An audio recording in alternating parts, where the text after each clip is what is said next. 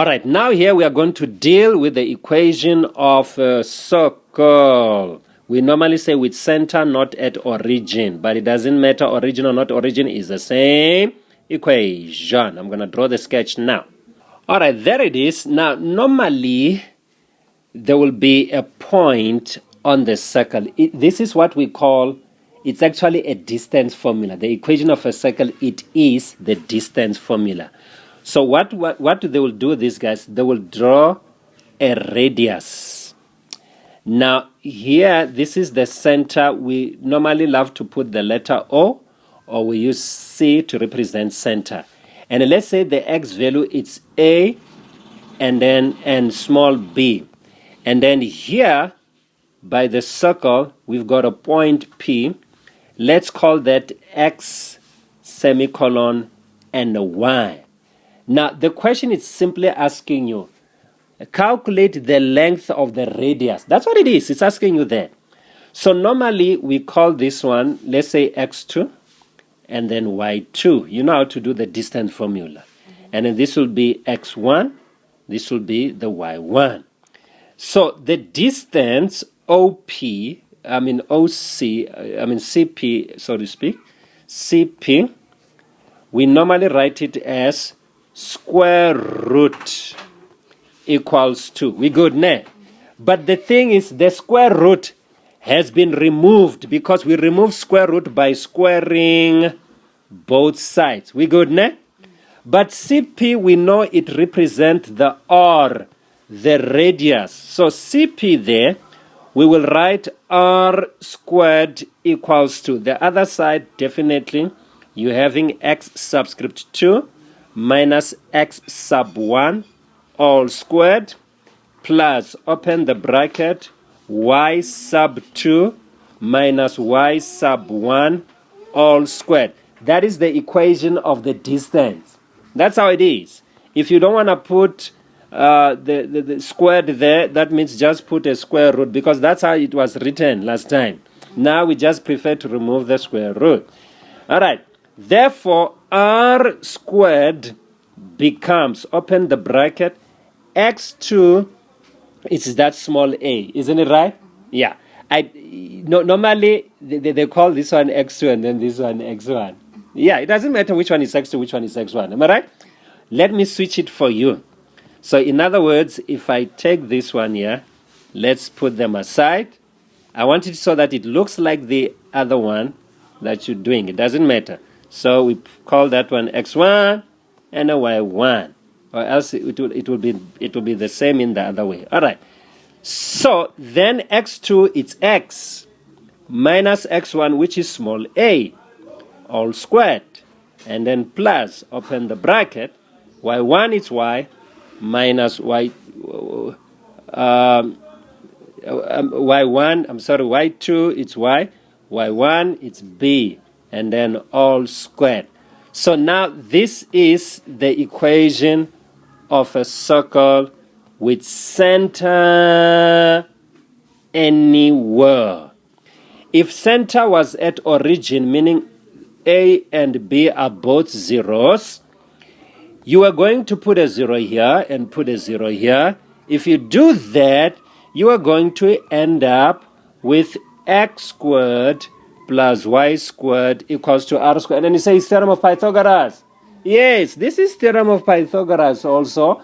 Distance formula, equation of a circle, theorem of Pythagoras. It's one and the same thing. And also the cosine rule. No need to show you now. We good, now? All right, so there we go. Now, the equation of a circle can be written in two ways. This is the first way of writing it. And we love this. Why? Because when you write it in this way, your eyes, by inspection, you can readily see what is the center point, and you can see what is the radius. For example, the center will be given by, you switch the sign of the A, you write it positive A, You switch the sign of B, you make it a B. I don't like to teach like that. This is Hong Kong teaching, though the teachers do that. The correct way, you take what's in the bracket x minus A. You make it equals to 0 and solve for x. And then you put what x is. Same thing is true with the y. You'll say y minus b equals to 0. And then you solve y, it's b. We good now. What if there was a minus there? It was minus y minus b. It wouldn't be the b, the value. The value will be minus b still. You don't switch the sign. All right, I need to show you the correct way of doing it. All right, fine. So there we go. We got the center, and you are able to see the radius. So radius, it's always equals. I want you to understand here. This is not radius. This is radius squared. Whatever it says, it's radius squared. You need to take its square root, the square root of r squared. Am I right? We'll give you the radius. Let me give you a quick example. Let's say, for example, you are given x plus 4 all squared plus y minus the 7 all squared equals to 5. They say identify the center. Okay, we know how to do it the right way, but we can just switch the sign. This is minus 4, semicolon, and a positive 7. And then the radius must be the square root of what's here. This is not radius. This is radius squared. I prefer to write it like this myself. I say r squared equals to 5. Then I can now write, therefore, r equals to root of 5. Yes. If 5 was 25, root of 5 will be 5. Ne?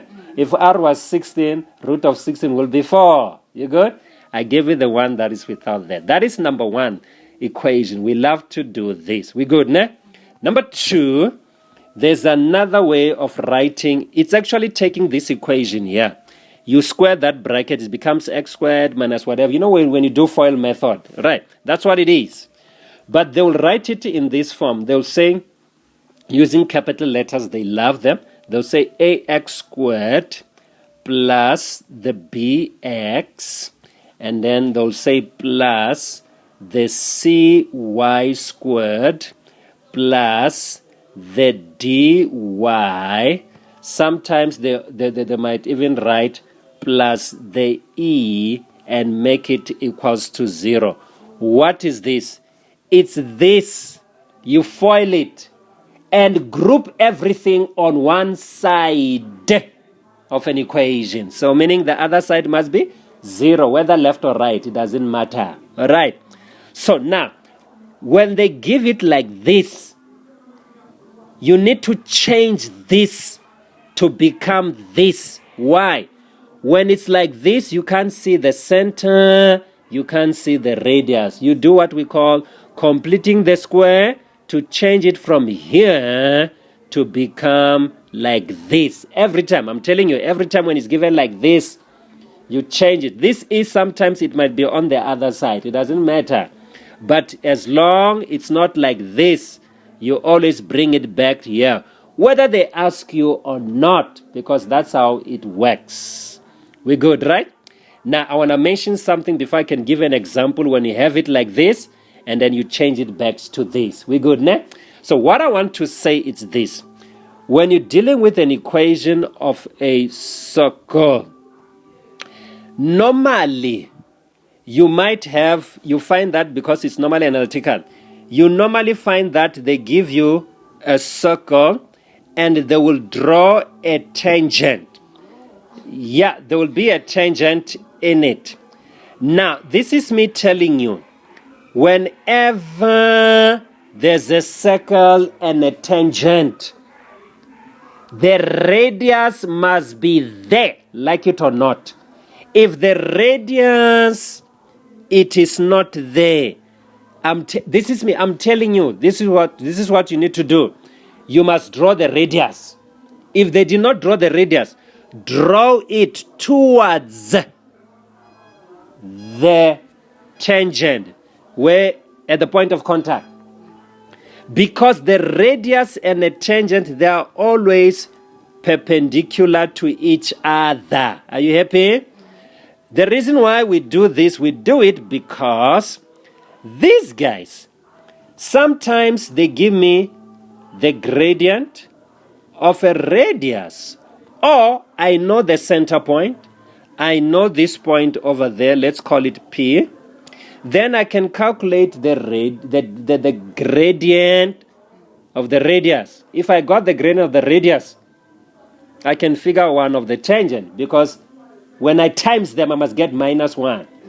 All right. This is how I say it myself. Okay, this is the gradient of a tangent. I say it this way. If two lines, let's call them line 1, it's perpendicular to line number 2. Now, you already know that the gradient of number 1 times the gradient of number 2, you must get a -1. That's what they give it to you in school. All right. But I've got another way of saying it, which makes it much shorter. I say this. If gradient of number 1 is given as -7/4, you don't need to use this. You are using it, but in style. You are more stylish than them because you eat Smarties. That's why you smart. Ne? And you say it so smoothly because you eat smoothies. Therefore, listen to me, two words. The gradient of number 2. Yes, you take this, you write it upside down, and change the sign, isn't it? Yeah, you see, you know it. I'm happy now.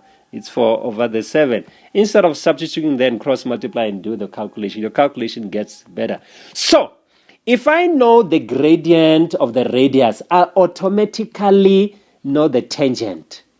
If I know the tangent gradient, I automatically know the radius. That is the connection between the two. So a tangent is a straight line. So I use y equals to mx plus c, or use the other equation, y equals, I love to write it as m, open the bracket, x minus x1, and then plus y1. Either one, y equals mx plus c, or this, it doesn't matter, because it is a straight line to determine its equation. Same thing, the radius is a straight line.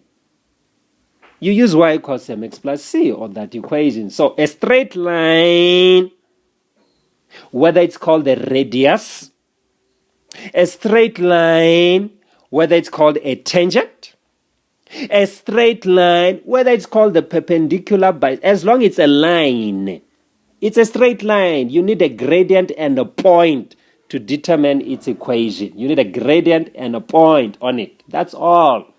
So when you look at the tangent, call it, this is a straight line which is called a tangent. When you see a radius, say this is a straight line called the radius. I do the calculation of it just like any other straight line. We good, right? All right. So in the next video, I'm going to show you how to convert this one to become this, so that you can read off your center point and the radius.